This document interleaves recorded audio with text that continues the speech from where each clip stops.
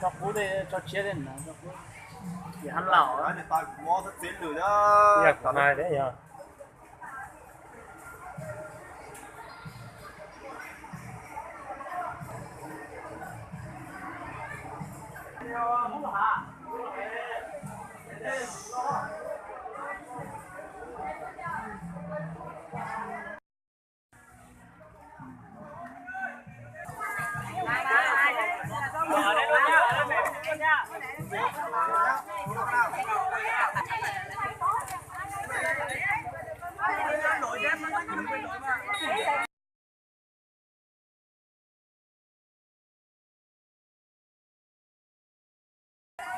có mua gì nữa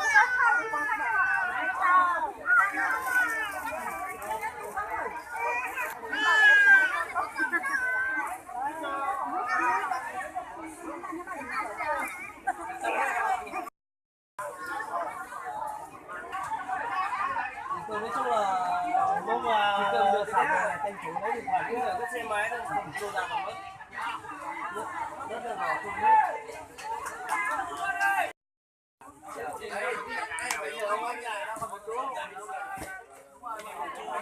mai cái thế này thì cho nó mà thế dễ hơn rồi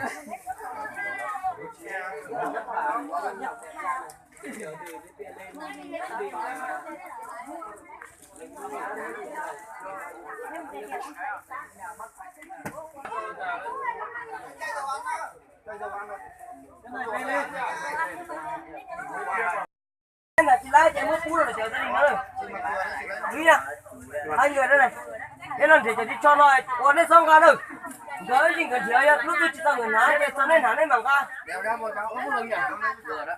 Đưa con thử chi quần áo nó hơi nhỏ. Không rồi thì đây đây nhá. Đi lên trước nhá. Mà phải thì tài cho nó nhá, chỉ tôi cho gì thế? yêu Cháu ta hỏi do thì tập tiêu cho nó làm là đá đi.